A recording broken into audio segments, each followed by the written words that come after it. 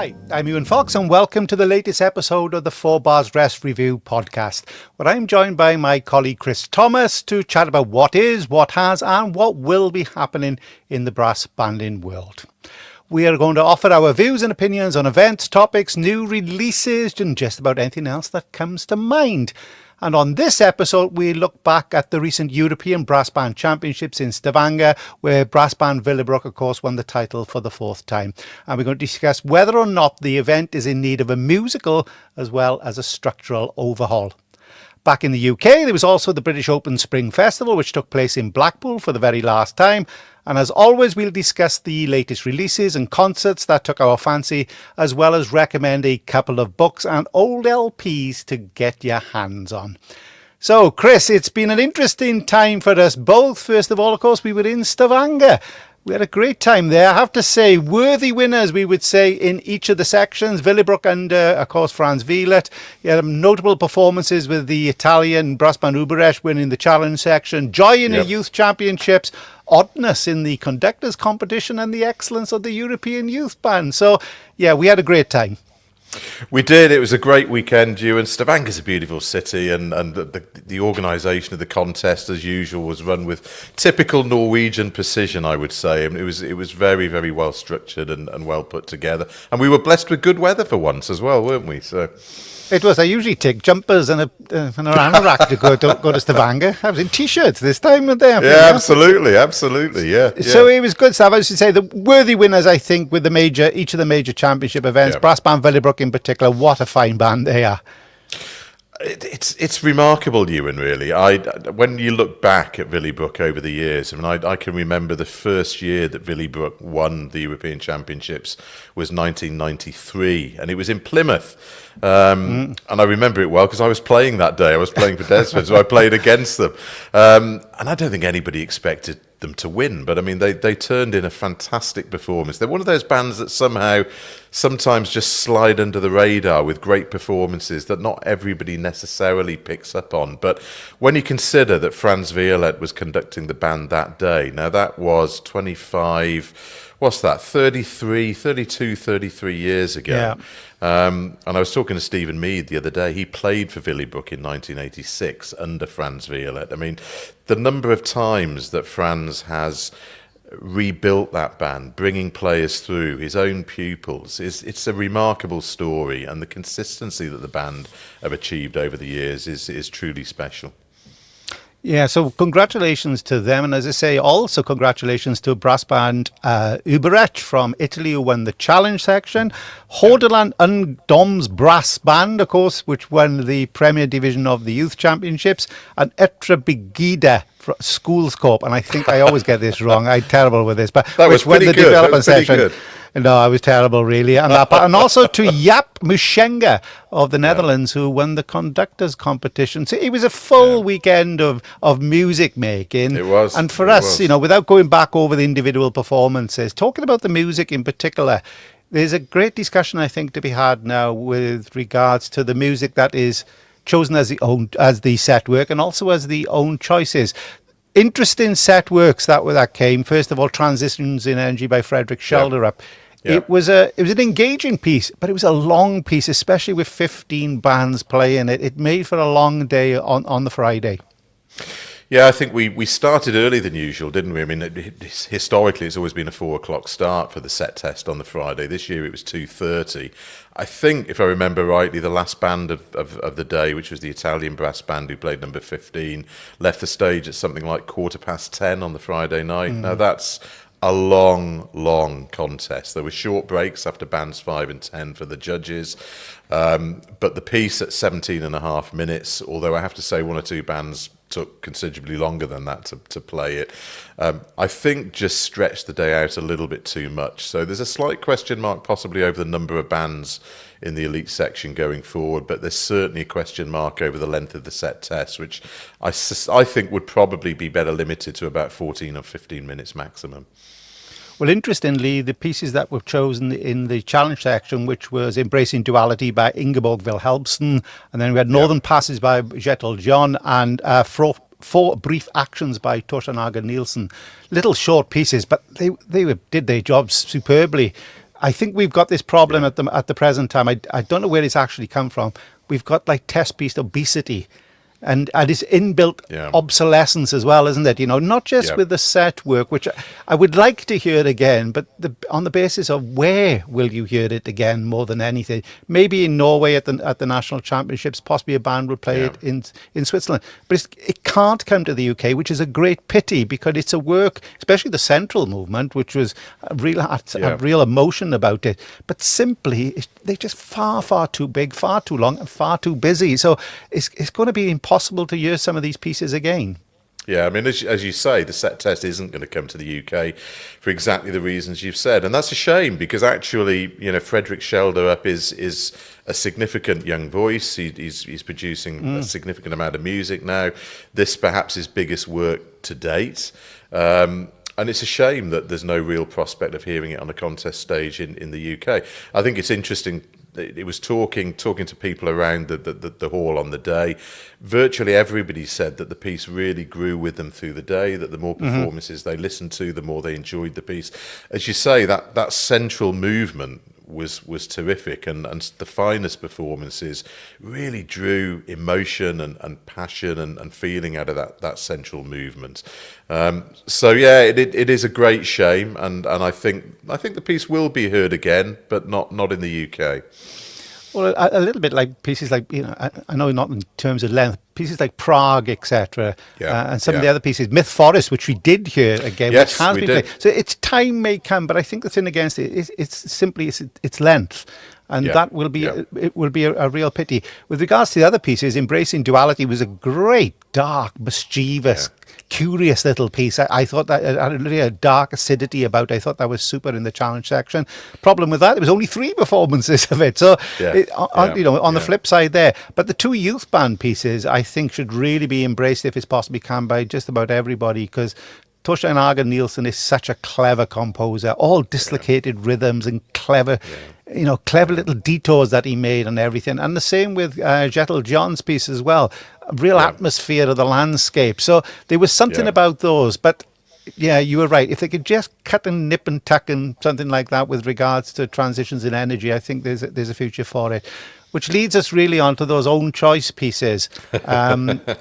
And they were, honestly, it reminded me of these, the new iPhones that you get nowadays. They come out every 2 years because, the other one is obsolete. But they don't sell it as a phone to you. They sell it because it's got a gyroscope on it, or, it's got a microscope, or you can tell your heart rate on it. It's got a brilliant camera. And you really want it just to phone up somebody to tell them in your pub. That's what you need. Yeah. And we've lost a little bit with that. And the pieces themselves, fine sentiments behind a lot of the pieces, but when you read it on a forward to a score, my word, some of them are a bit pretentious. They read like novels, and basically you just need a decent piece of music put in front of you. And I think that's another problem. Where are we going to hear some of these pieces? Some of them are really fine pieces, some of them are a bit odd, some, not so great parts. Yeah. But where are we going to hear them again? Because simply they're too big, too huge, too blubberous. That's a real problem. Well, there's a fundamental issue here, Ewan, and I think that is simply the fact that let's be honest, the bands that are playing in the elite section in the European Championships have got nothing to prove. Technically, you can throw anything at those bands and they will play it. It's as simple as that. If anything, it's the composers that have got something to prove, because I think the danger here is that what we're getting is pieces that are episodic, formulaic, that are written purely as test pieces, where the musical element is often all but forgotten. And strangely, what we seem to get are pieces that a scenario is then set to. So as you rightly say, a lot of the pieces that we heard this year had really long, rambling, written introductions, which I think you used the word pretentious. I'd have to agree with that. It's almost as if there are scenarios being written for the music. Whether those scenarios are written before the music is written or not, I'm not sure. But there were scenarios being written for the music almost to justify the pieces as music. And I think we have to remember that these pieces have been written as test pieces. There's a real danger that we are losing the musical element in some of these pieces. That there were one or two interesting exceptions. I have to say there was a piece that Haute de France played by Pierre-Antoine Savoyat, which we the heard his Sinfonietta. music. Yeah, absolutely, the Sinfonietta number 4. Now, we heard Savoyat's music with Haute de France at the European Championships a few years ago, his Sinfonietta number 2, which was based on French Impressionism, so Debussy, Ravel, etc. And that was an interesting piece at the time. Too long, but an interesting piece. And Savoyat is an interesting composer. He's a jazz trumpet player and flugel player, very, very talented. And this time, that piece looked to the music of Olivier Messiaen, and it was fascinating. I mean, anybody that knows the Tarangalila Symphony and all those sugary, bittersweet harmonies that you get in Messiaen and the bird song, he'd actually created a really interesting, meaningful, I felt, piece of music. And fair play to Luc Vitomen. He tends to go outside the box a little bit with some of his choices. They can be a little bit left field. So it can be done. Pieces can be produced which are different. It very much depends on the right composer and the composer having the right brief. I think you're right. And the one that gets me, it takes Mahler 90 minutes to find out about the human's condition, really, and explain it, in an orchestra of 1,000. But so, what do we think we're going to get in 20 minutes from a brass band? I think that's the part of it there. I think the other part of it, and I did speak to a very eminent composer when we were there. He was saying that people don't write emptiness anymore. They don't write space. Every space seems to be needed to be filled with something. The works are very, very busy, very technical and virtuosic. But sometimes there is technique in not playing a lot. And we've seen that with with the area test pieces. There wasn't a lot of space and breadth about the playing. And the other thing, I was speaking to one of the adjudicators who will be nameless, and they said, literally, sometimes you would get solo features which bore no resemblance to the thematic material that was in the work. So they were actually solo features with brass band accompaniment and then just went back to the piece afterwards. And I think you're right. We've lost that connection with the music, almost like we just saying, here's a showcase. And the showcase isn't telling us a lot about the bands themselves. Well, hardly any of those pieces, if any of them, did we hear any thematic developments, anything that actually bound the piece together as a piece of music, not just a test piece. And you can only, to be honest, listen to so many pieces of music like that before you start to get somewhat frustrated with it. And again, it's getting away from this. A lot of the pieces will suddenly lapse into the blues, or lapse into a little bit of funk, or lapse into an Arabic section, and you think, well, hang on a minute, this bears no musical meaning in the overall work whatsoever. It's there purely to tick a box almost, and I think that as a listener that can be very frustrating. It might not be quite so frustrating when you're sitting on the stage focusing and trying to play the music technically, but as a listener it is frustrating. Talking about the blues, have you the Alabama 3? You do with Tony Soprano, isn't it? Things ain't been the same since the blues came into town, and they come into town, they come into town with top section test pieces nearly all the time. Brass bands and the blues should be kept apart for me. I have to say, it never ever, rarely ever works. It does. Well, there's a bandwagon that everybody or composer seems to be jumping on, and there are so many pieces that will go into a blues, or as I say, a section of funk, or an Arabic-inspired. And it's and we're not talking about single composers here. We're talking about different composers utilising the same kinds of features in pieces. There's more to come, I think, with Arabic music in the future. Strangely, later on in the podcast, I'll tell you about a piece written a long time ago, which in many ways just shows that there's nothing new under the sun when it comes to brass banding. But there we are. So the music, there was lots to enjoy. As you say, some of the pieces were great. Very, nearly all of them are interested in their way. But if only they could be, instead of novels, novellas. And there's an art to writing a great novella, rather than a novel. Yeah. Not everybody needs to be Charles Dickens. So as we say with Ebba, then. There was strengths about the event itself, and there are some weaknesses with it as well. The challenge section, I think we both enjoyed it, but you're wondering what's the purpose of it now. It's either an endorsement of what has been good with Ebba and what is actually done with it, or now that it's run its course because you've got 15 bands in the championship section. And really, it was almost a pity to see, Uberecht, who played very well, but the only band really from you can say a developing country, which isn't, was from Northern Ireland with Downshire Brass, who played really, really well. And they, in honesty, why not put them in the championship section and be done with it? So that's a possible weakness that needs to be addressed. Yeah, I think, as you say, it's run its course. Now, EBBA have always argued that it's there for emerging nations. And if we look at the elite section this year, we had a band from Germany, Regensburg. We've obviously had another German band, 3BA Concert, in the past. We had a band from Lithuania in the elite section for the first time. We had the Italian band in the elite section who've come through, although they've been in the elite section for a few years now, they've come through the challenge section. So it's done its job in many ways in the past, but I think it was exposed this year because we had, as you say, 3 bands. The Italian band, Uberecht, who played extremely well to win the challenge section, but there's already the Italian brass band in the elite section. A band from Northern Ireland who, as you say, they played very well, but probably not ready, to be fair, for the elite section yet. And then a Norwegian band. So I think that the challenge section was exposed as having run its course and definitely needs a rethink without any shadow of a doubt going forward. And one thing for me, I have to say, one thing that needs to be addressed is the open adjudication for the own choice. It was exposed again. You had 3 adjudicators, and they knew damn well what the bands were playing, simply because you had one Swiss adjudicator who was playing against 2 bands from Switzerland. Nothing to do with the integrity. Fine, people like Michael Bach, fine musicians. But, as soon as the bands come on stage, you hear them shouting their names. Let's just chuck that into it, because it's a waste of time. It's an insult, really, to musical intelligence. If we open that part of it out, I think, the transparency, we should really turn around and say, right, we trust the judges implicitly, so let's just get the decision. And I don't think there would be a problem with that whatsoever. So do you think that could be something that could look at it for the future? Yeah, as you say, Ewan, to put them in a box is a pointless exercise. There are too many clues around them. One is just the other vocal fans, as you say.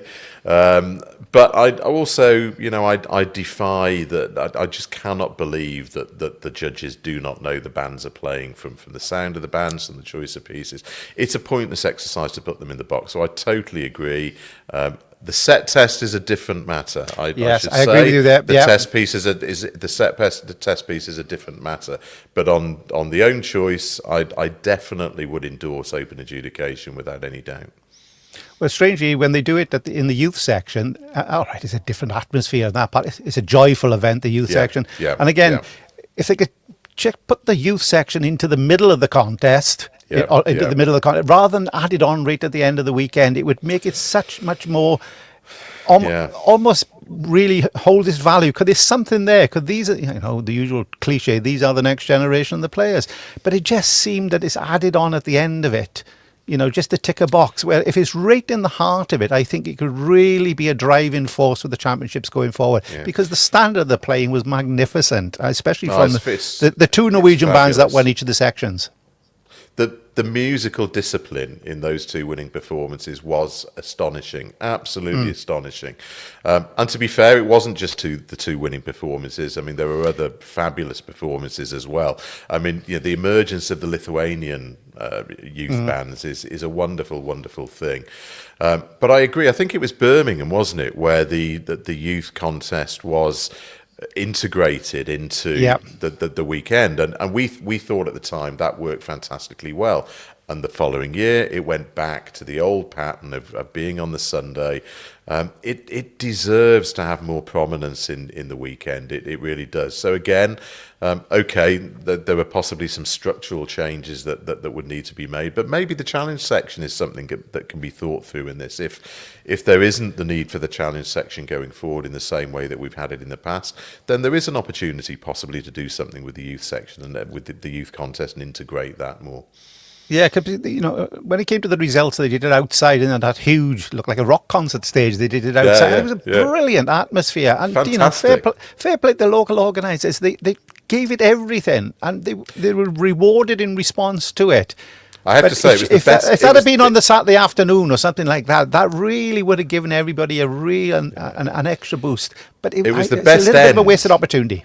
It was the best end to a European Championship contest that I think I've ever been to, because despite what we're saying about the youth contest, if we just think about the fact that if the youth contest had been on the Saturday morning and you had all the players milling around from the elite section as well, think of what the atmosphere would have been like then outside on that stage. You'd have had double the number of people there. I mean, it would have been terrific. I mean, it was great as it was, don't get me wrong, but it could be even better. So, yeah, there are changes, I think, that can be made. Changes to, I think, also the ticketing system. Right when the tickets went on sale for the event, I know Ulf Rosenberg is very proud to say that everything was sold out very, very quickly. But when you come to the event itself, the hall was never full. In fact, the hall was pitifully not full for some of the bands. I felt very sorry for instance, for the Italian brass band right at the end of the the one section. Yeah. If it wasn't for those fantastic girls from Wrong Brass who were shouting and screaming their heads off for them, I don't think they would have had any support. And the problem with it, I understand, is that, of course, they made almost democratically made all the tickets available to the bands to start off, and the public sale meant that there was very few to start off with. The bands then resell them on, or they sell them to their own supporters who only, in effect, don't want to listen to 15 bands. They want to go and listen to their own band, possibly one or two others of the favourites, and that's it. And so you had the silly situation where, you know, you had Poro Stein saying, you know, if you leave your seats, please tell the ushers, and somebody may be able to come in to have your seat for one of the bands that you don't want to listen to. It was just a bit of a mess, which I think really needs to be sorted out. Sell them to the general public first, and what you've actually got left, then give to the bands. And I think that, and also give the bands extra money because they deserve it also.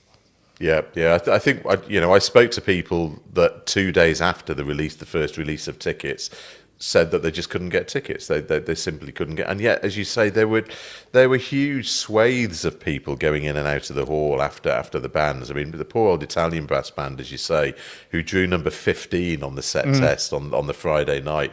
I think they went on stage at about 9:45 on the Friday night, and there were probably no more than a couple of dozen people in the hall, quite honestly, by then. So that was a great shame, because they deserved so much more than that, did the Italians. I mean, they really, really put their heart and passion into it.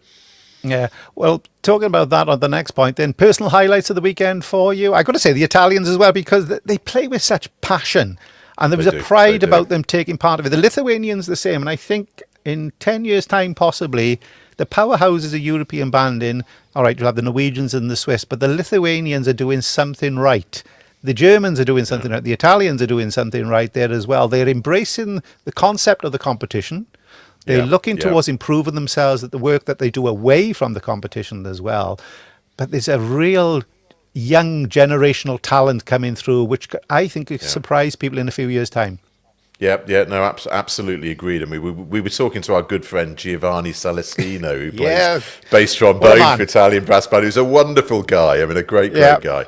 And they were so excited that they'd finished 13th. I think the previous years they played, they finished bottom of the pile. So for them, coming 13th out of 15th was a wonderful achievement.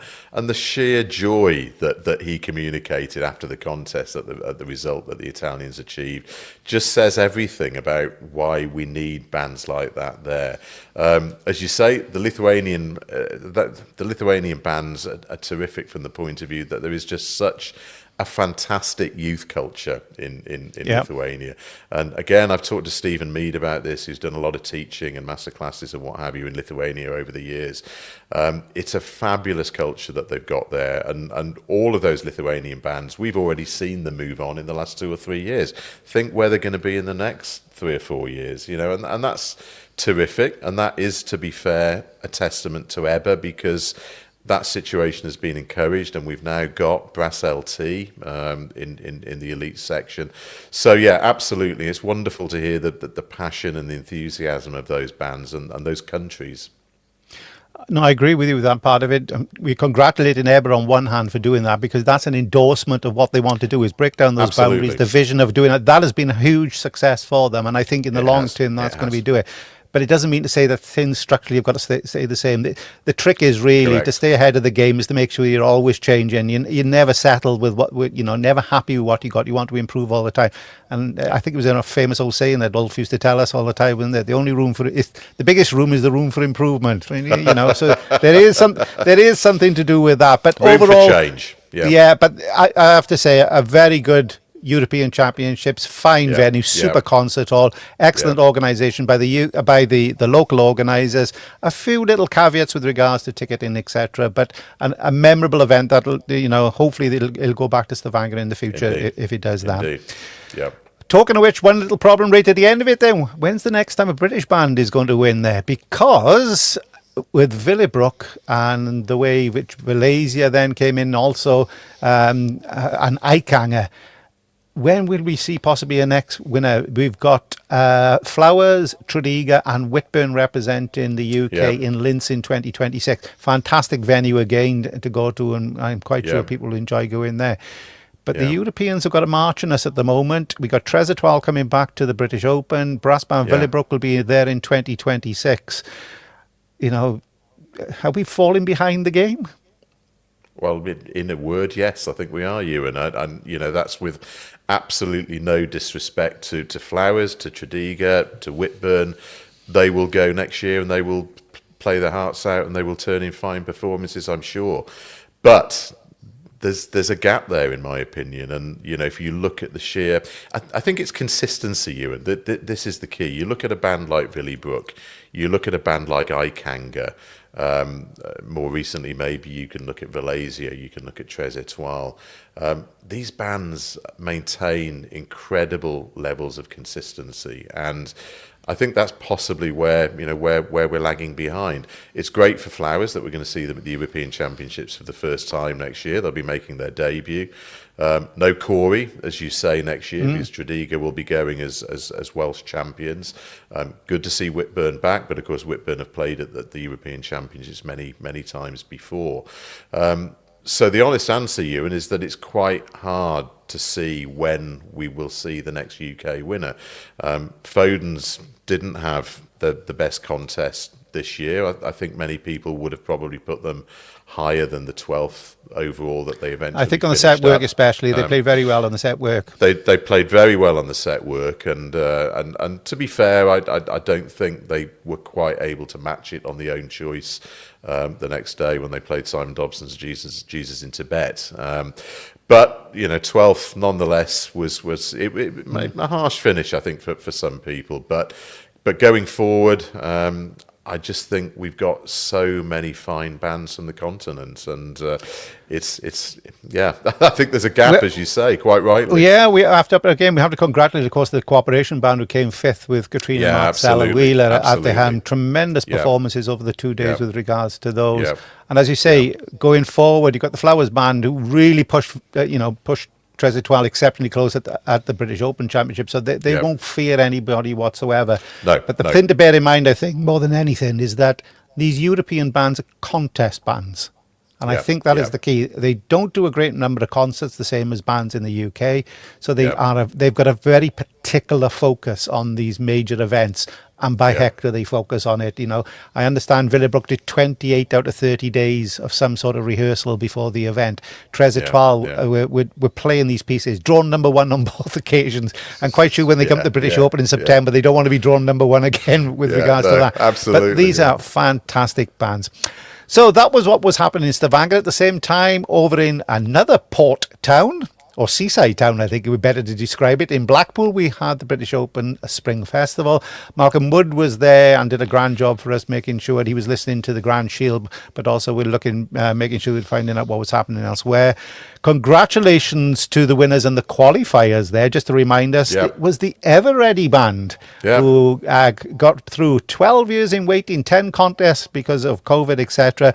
And they will be joined by a wonderful story, the Amisham Band, who had 3 consecutive promotions to show really about the contest itself. If you've got the will, you've got the focus, and you've got the talent, you can make a step from the first round, getting into the qualification process and making your way all the way to Symphony Hall. So congratulations to them. Indeed. Also congratulations for the Senior Cup to Pemberton, Milnrow, Ebbw Valley and Ratby, and the senior trophy, the winners, Hurst, followed by East London, Woodfalls and Easington.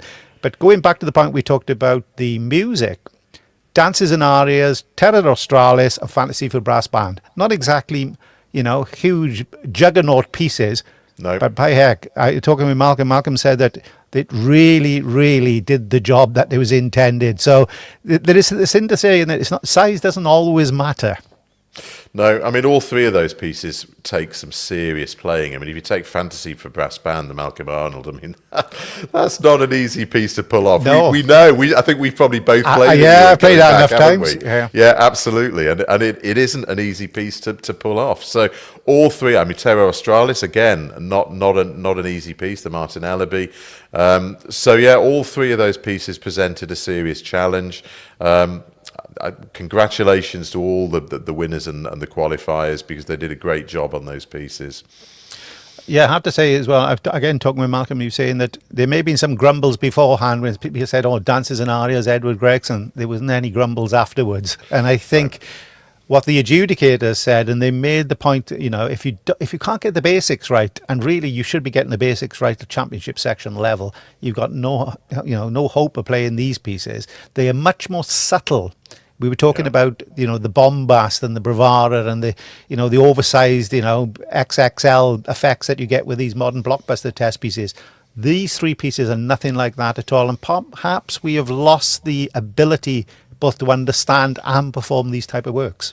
Yeah, well, if we go back to what we were saying about the own choice pieces in the Europeans, let's look at Dances and Arias for a second.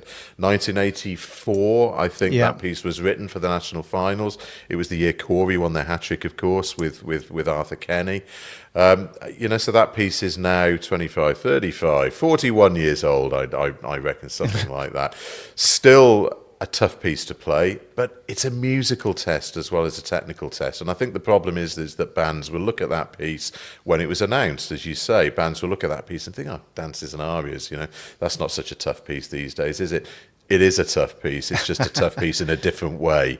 I think a lot of the bands, we weren't in Blackpool, as you say, we were in Stavanger, but I think a lot of the bands will have actually realised that actually that is not an easy piece to play, because it poses musical tests as well as technical tests. It's full of subtlety, it's full of nuance. That's Edward Gregson, because he's a fine composer. Simple as that.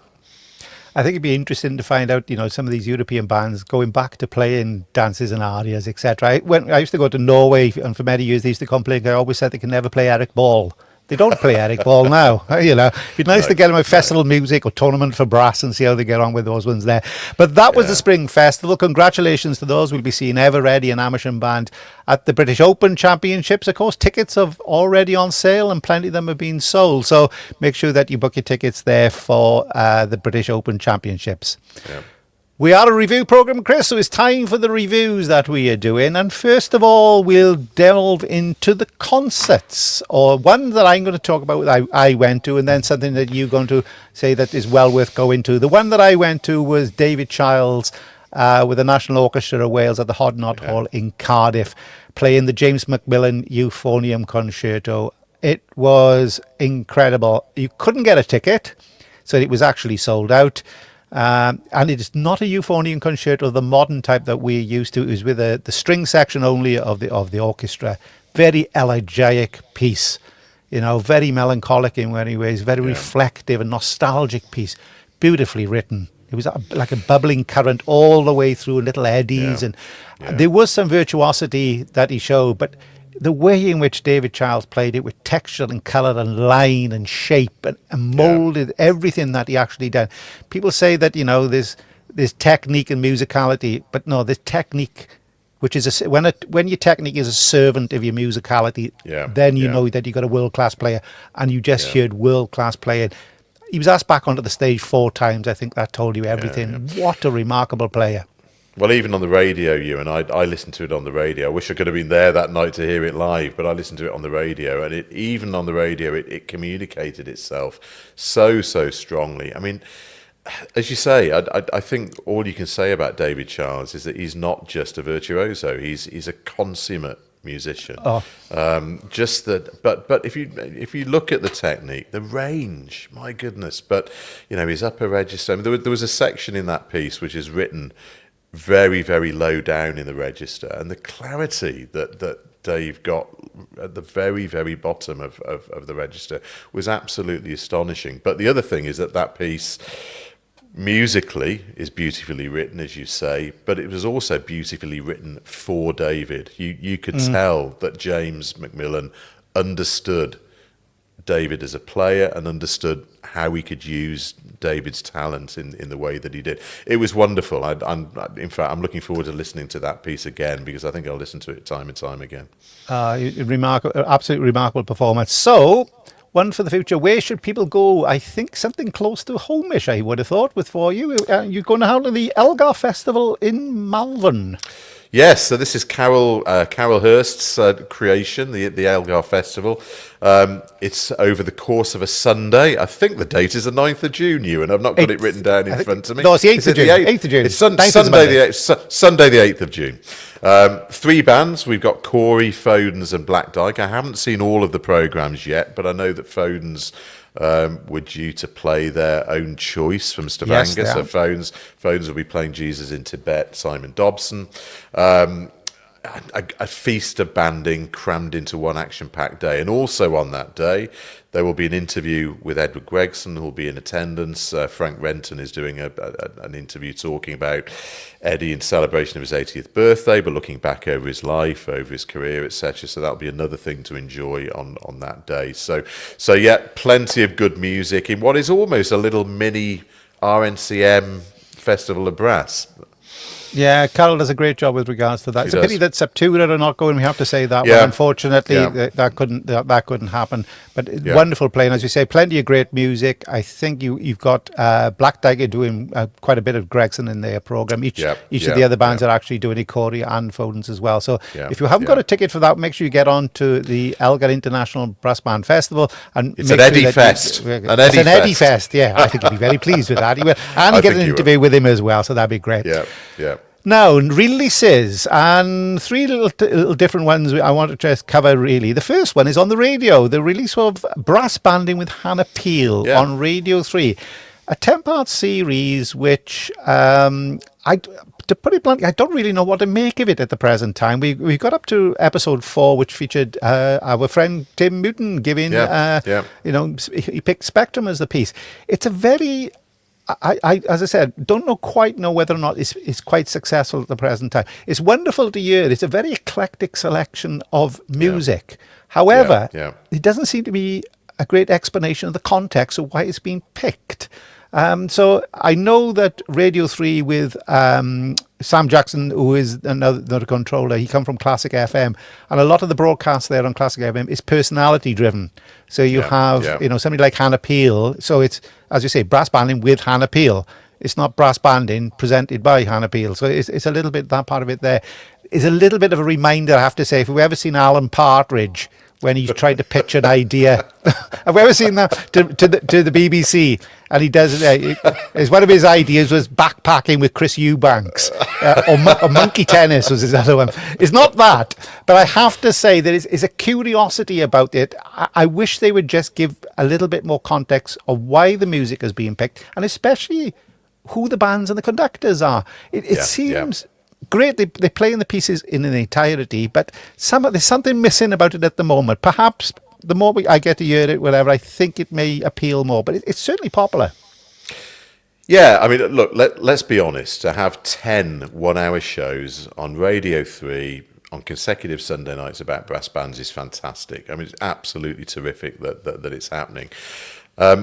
Hannah, I think, is a trombonist, or was a trombonist, so she knows about brass bands. She's played in brass bands. I totally agree with you. I think my initial observations, and we should bear in mind that we're only 4 episodes in, as you say, but my initial observations are that there seems to be a lack of joined up thinking there. We don't seem to have any central thread. It all seems to be a little bit random. Some of the choices of music have actually been really interesting. Quite left field in some cases. I mean, you know, we had Ratby's Royal Albert Hall performance of Heroes by Bruce Broughton. I mean, you know, terrific for Ratby. And we've had some pieces that you think, well, okay, that's interesting. I'm not quite sure where that came from, but it's interesting. But I do think that there is a lack of joined-up thinking so far running through the 4 programmes. Next week will be interesting. I think talking of Eddie Gregson, we've got Edward Gregson this coming Sunday, who's the central personality who will be recommending a piece, which is the one thing that they do every week. Little frustrations, as you say. No conductors have been mentioned. I find that really, really strange. Classical music on Radio 3, you hear a performance. Afterwards, it'll be the London Symphony Orchestra conducted by... But no conductors have been mentioned. They've been playing music with Corey. They've been playing music with Flowers. They've been playing music with a whole host of bands. And not one of the MDs has been mentioned. I do find that really quite odd, I have to say. But there we are. It's still got another 6 episodes to go, but it is enjoyable. I have to say, I'm tuning in for it. Something which is really enjoyable is on the Wibplay multimedia platform, and it's a little bit that goes back to that spring festival, the Amersham Story. And I have to say, if you've watched it, it's wonderful. It really is. It's vibrant. It tells you something about how a band that's at the heart of its community becomes successful. Okay, you need inspiration, you need character, you need almost like a Pied Piper, which you get in Paul Fisher, of course, who's going to lead everybody with them. It does help, of course, they're in quite an affluent area as well. So, you know, those little things get together. But the one thing, the drive, the enthusiasm, the sheer passion about wanting to do something which reflects the community that they come from, and also building something which has got lasting legacy, not just about the next contest. And they have enjoyed contesting success, but it's much, much more than that. They're a fantastic band organisation. So I think it's well worth anybody picking out that one and having a look at it. They won't give you the secret of success, but it'll give you an idea where you should be aiming. And what a pinnacle that they've just qualified for the British Open. I mean, what an incredible end. Well, it's not an end, it's a beginning in many ways, isn't it still? But what an incredible journey that has been for Amisham to find themselves in the British Open this year. One final one for me then, Mike Lovatt's Brass Pack, also on the Wibplay, but it's actually coming out on CD as well. I was very fortunate. I went to the concert where the recording was made for this, which was at Birmingham Town Hall. Brilliant night. They had 2 great singers in Claire Marshall and Matt Ford. And I have to say, Mike Lovatt was on red hot form, and so was his band. It was an absolutely brilliant evening. It's now been all brought together. It's all been edited and put forward. That's going to be something special. I know, you know, we all got a soft spot for Mike, not just as a musician, but as a person. Yeah. But this is just world-class playing. Yeah, and I've not heard that yet, Ewan. So I'm really looking forward to hearing. There we are then. So we know what to expect of Mike Lovatt, don't we? And we're only going to get the best, and that's for sure. Oh, it's absolutely brilliant. So I first went now on to the next part of it is books.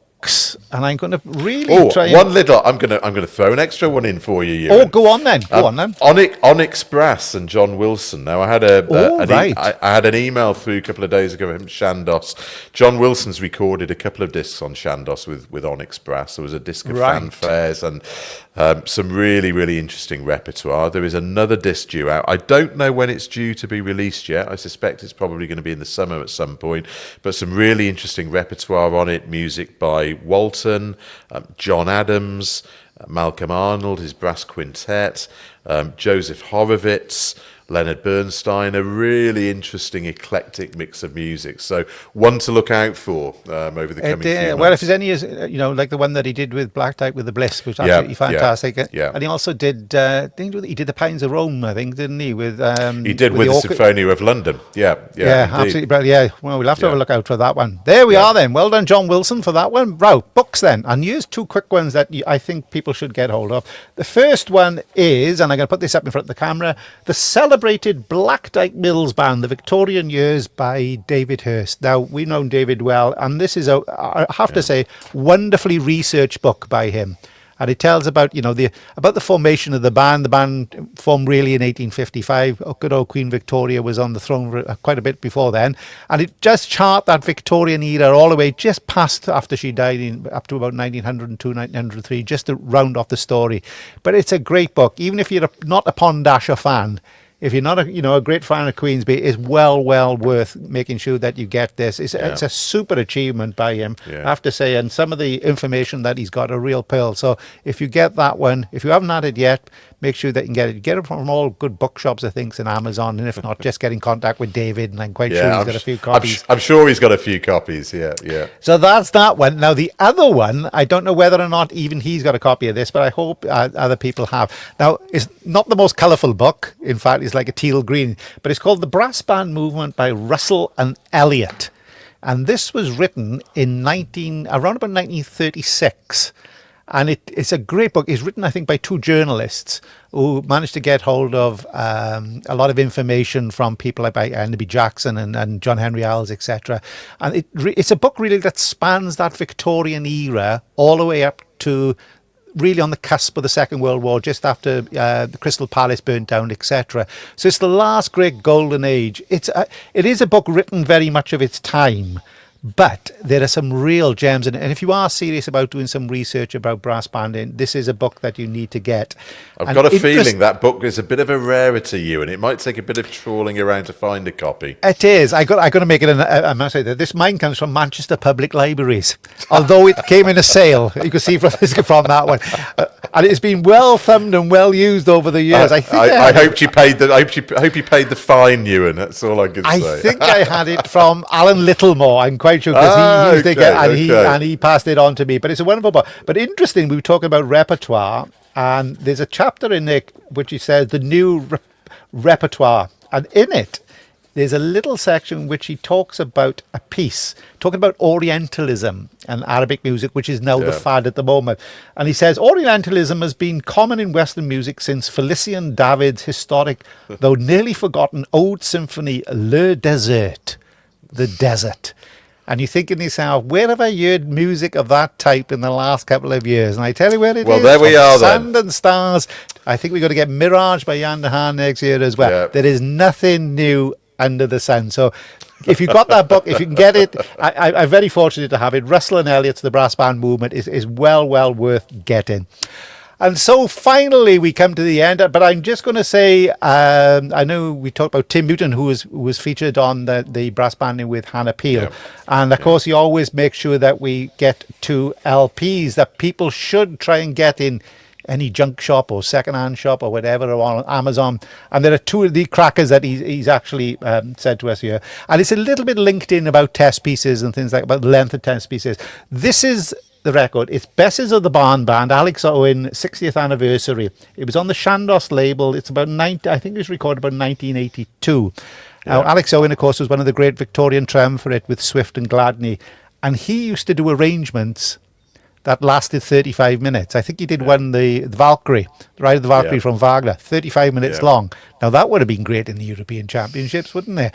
And the other thing, he did test pieces, I think something like works of Rossini, and he did Faust as well, Gunner's Faust, which they played something like 21 times and won 21 out of 22 contests on. So there was no need to have closed adjudication when Besses were playing under this man, because he did it. It's a great record, conducted by Alec Evans and Roy Newsom at a time when Besses were on the cusp really of coming right back in. They're going through some struggling times at the moment. I'm going to show my age here, Ewan, because I remember that disc coming out. I remember that disc coming out quite clearly. I think you're right. It was around about 1981, 82, something like that. I think, am I right in saying there was a disc of Besses? Didn't Besses tour Australia? They did, yeah. They did in the early 1900s. They went on two world tours. They did. And I think there's something in India. Yeah, I think I've got a feeling there was a disc celebrating that tour as well. If it's not the same one, but I remember the disc coming out. It's a real bit of history, is that? Yeah, it's a super band, and as I say, it's they've gone through a bit of a struggling period of time. Great name, of course, a very, very famous name. But the great Alex Owen, 1851 to 1920, conducted by the equally great Roy Newsom and Alec Evans. If you get the opportunity, get that one. It's well worth getting.